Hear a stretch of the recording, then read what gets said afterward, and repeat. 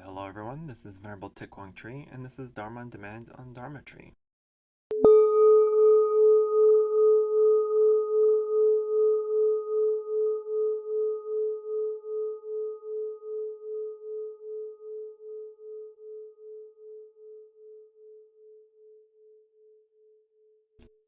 Today we'll be covering or continuing our discussion on the Four Noble Truths. I know in the last podcast we went over the first and kind of sorta the second Noble Truth, but today we will go into a little bit more detail on the second Noble Truth. So in the second Noble Truth, as we discussed last time, is that the origin of suffering is desire. So when we study and contemplate or meditate on the second noble truth, our meditation object in this case is the origin of suffering is attachment to desire. And according to the sutras and the commentaries, the origin of suffering is attachment to the three kinds of desires. It is the desire for sense pleasure or kama tanha in Pali or Sanskrit, and the desire to become or attach to existence, bhava tanha, and the desire to get rid of or to have non-existence, vibhaha tanha.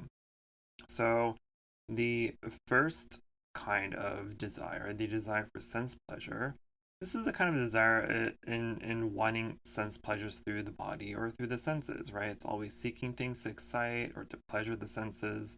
We are constantly wanting to see beautiful things, hear pleasant sounds, touch pleasurable things, and, taste delicious food.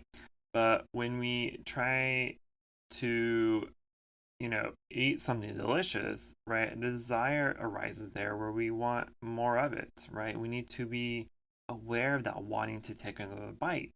Because if you're like me, I can't just have one bite of cheesecake, right? Like I need the whole plate. So cheesecake is basically my kryptonite. So when I'm eating cheesecake, or if you're eating anything in general that you like, right? Just notice that feeling when you're tasting something that is pleasant, and notice how you want more of it, right? And so we're also contemplating, that feeling of wanting to become something. But if there is ignorance, then when we are not seeking something delicious to eat or something beautiful to listen to, we can be caught up in a realm of ambition and attainment, right? So desire to become something. So we get caught in that movement to or of striving to become something, right? We're striving to become happy. We're seeking to become wealthy. Or we might attempt to make our life feel important by endeavoring to make the world right or a better place. So note this sense of wanting to become something other than what you are right now. So listen to some of those desires in your life. I want to practice meditation to be free from my pain. I want to become enlightened. I want to become a monk or a nun. I want to get married, have kids, and have a career, right? So when we get disillusioned with trying to become something, then there is that desire to get rid of something, right? There's a dualistic view here. If you want something, that means you have to not want something else in order to want that thing that you wanted. So there's always going to be the opposites here, right? There's always going to be a dualistic view of things. So we contemplate the desire to get rid of. I want to get rid of my suffering. I want to get rid of my anger. I want to get rid of my jealousy, of my fear, my anxiety. So we need to notice this as a reflection on desire to get rid of, right? So we may be contemplating with ourselves which wants to get rid of things, but we aren't trying to get rid of the desire to get rid of, if that makes sense. So we aren't trying to take a stand against the desire to get rid of things, nor are we encouraging that desire. So instead, we are reflecting, it's like this, it feels like this to want to get rid of something. I've got to conquer my anger. Then I will become, blah, blah, blah. So we can see from this train of thought that becoming and getting rid of are very much the same, right? They go hand in hand. Then the second insight into the second noble truth is desire should be let go of, right? So this is how letting go comes into our practice. You have an insight that desire should be let go of, but that insight is not a desire to let go of anything. So if you are not wisely reflecting in your mind, you will tend to follow the I want to get rid of and let go of all my desires, or but this is just another desire, right? So you can reflect upon it. You can see the desire to get rid of, the desire to become, or desire for sense pleasure. So by understanding these kinds of desires, you can slowly and eventually let them go. But the second noble truth isn't asking you to think, I have a lot of central desire, or I'm very ambitious, I have a real desire to be, a crazy desire fanatic or something, right? That's not what the second noble truth is trying to tell us. It's not about identifying with desire in any way, but it's about recognizing desire. Because usually we equate suffering with feelings, right? Like I'm angry, I'm sad, I don't like this, I don't like that. But feeling is not suffering. It's the attachment and the grasping of desire that is suffering. So desire doesn't cause suffering. The cause of suffering is the attachment to our desire. So when we really see the origin of suffering, we realize that the problem is in the grasping of desire. It's the attachment we have to the desire and not the desire itself. So when you find yourself grasping things or being attached to things, remember that letting go is not getting rid of or throwing away, right? If I'm holding onto a book, for instance, and someone says, just let it go, that doesn't mean throw it out. We might think to throw it out because we're attached to it, but that would just be the desire to get rid of. So we tend to think that getting rid of the object or getting rid of things is a way of getting rid of the attachment to it. But we can contemplate attachment, right? This grasping of the book and the attachment that we have toward the book, and we can realize that there is no point in getting rid of the book, right? It's a good book because if it's a educational book or like a Dharma book, right? It's full of Dharma, it's full of practices, it's full of teachings, it's helpful, it's conducive to our practice. So the book isn't the problem. The problem is grasping and being attached to the book. So if that's the case, then what do, right? We just need to recognize that it's just a book. We can let it go and lay it aside without any kind of aversion toward it, right? Then we can pick it up at any time, again, read through it when we need it, and then just lay it back down and pick it up again when we do need it. So when we are feeling depressed and negative, just in that moment when we refuse to indulge in those feelings, it's an enlightened experience, right? So our most basic and deep-seated craving is wanting things to be different than what they are, right? So desire is the fuel that keeps the wheel of samsara churning. So we really have to work on taking that fuel away and stopping this engine of samsara. But desire is only the most perceivable or the noticeable cause, right? The ultimate cause of suffering, though, is our ignorance, which stems from our clinging to the mistaken view of I and self, right? We put ourselves above others. We count ourselves more valuable. We believe that we're more perfect and more important, right? So this view that I am better than all others is our own downfall. We can't escape samsara if we place ourselves above all others. And there's a quote that I've always enjoyed reading from Lama Taptanishi that says, take some time to reflect on each of the Four Noble Truths, one at a time, and see how they relate to your own life. Try to come up with some examples where you recognize a suffering situation, determined its cause, concluded it not to have to be that way, and remedied the situation. finally, make a determination to apply this knowledge to suffering whenever you encounter it. So, we are attached to the ideas of how we think life should be, right? How others should be, what will make us happy, um, and on, right? The list is endless. We want life and everyone in it to be a certain way, to conform to a certain way, to think a certain way. And when it isn't, then we suffer, right? We get hurt, we get disappointed, we get angry, and we get frustrated. So, in terms of our concept of self, attachment takes the form of our ego, right? Our ego has a definition of who we are, one that is individual, it's autonomous, it's permanent, and will do anything and everything to defend it. Our ego is attached to who we think we are as a person and constantly looks outward to validate that, right? We try to validate that with a good job, a high paying job, with marital status, with social status, right? And on and on. But all these things are impermanent, right? They are all conditional, and that is the suffering here.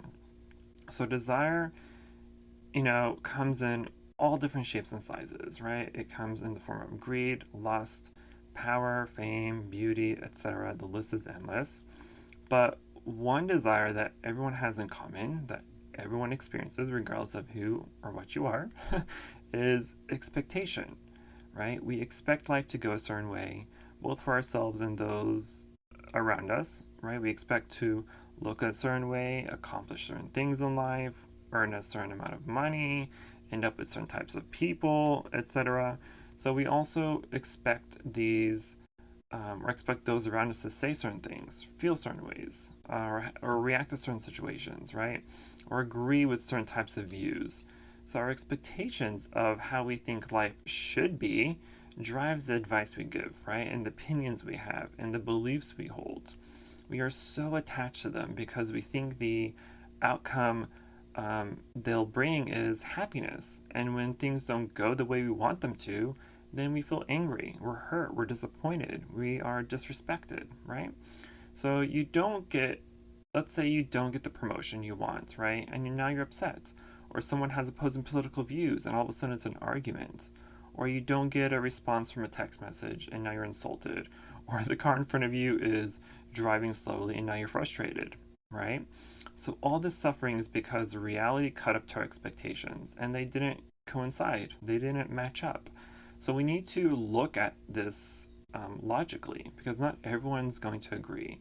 Everyone can't get the promotion. Texts go forgotten, and some people just drive slow, right?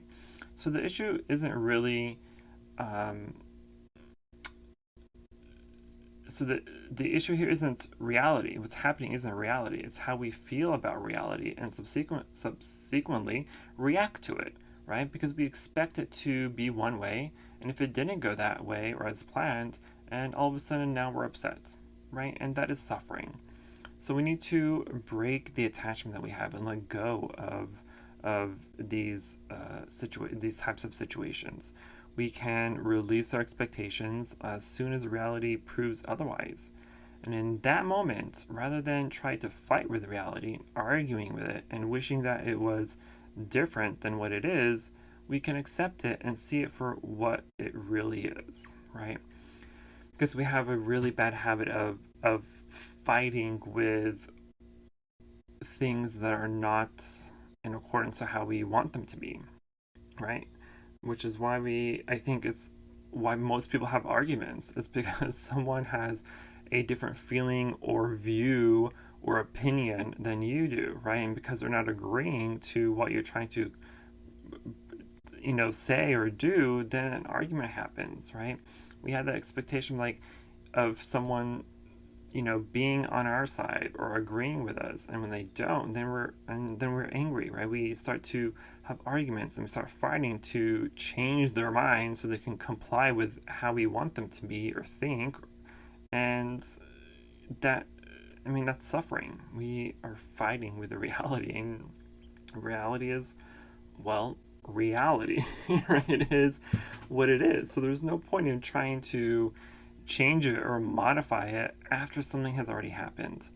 And so the sooner we can come to the realization that as long as, if we come to the realization that things will not always go our way, right? And if we are able to let go of the attachment of how we want things to be, right? In this case, it's expectations. If we're able to let that go and just accept things as they are when they happen, then we will release our hold on suffering, and suffering will no longer be, taking control over us. It won't conquer our life. So it's a pretty hard thing to constantly do, right? Because we're naturally ambitious beings, right? We naturally want the best of the best. We naturally want to succeed. We naturally want to be liked. We naturally want to be successful in our jobs, in our lives, in marriages, in relationships, etc. Right? These are natural habits that has been embedded, ingrained in our subconscious and our consciousness over thousands and millions of years.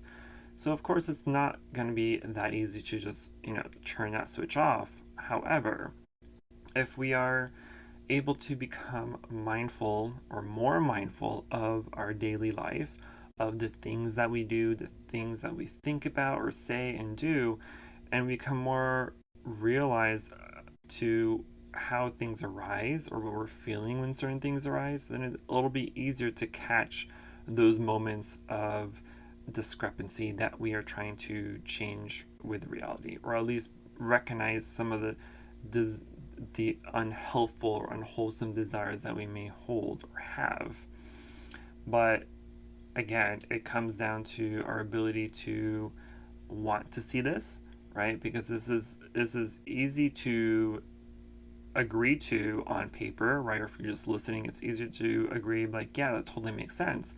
But it's not as easy to actually apply it in life, right? Because again, we naturally want good things. We naturally want pleasurable desires or things, right? We always want to have, again, the best of the best. We want to smell the best things. We want to eat the best things. We want to live in the best places we can or have the best job we can. And so if we're able to at least wind down a bit or wind our mind down a little bit and become more mindful of the thoughts that arise, during certain situations, or, when we're meditating and we are trying to,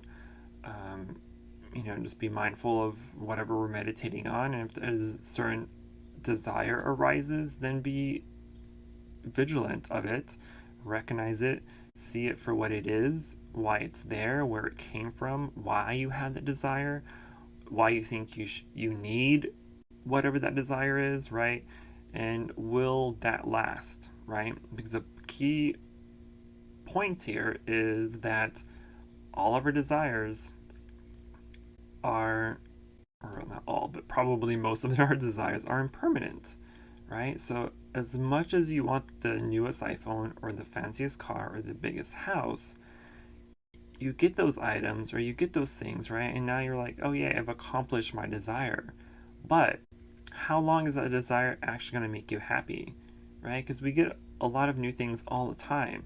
And sure, they're nice and they're shiny and they're exciting and they're fun to use or play with, whatever, for a few days, a few weeks, maybe a few months.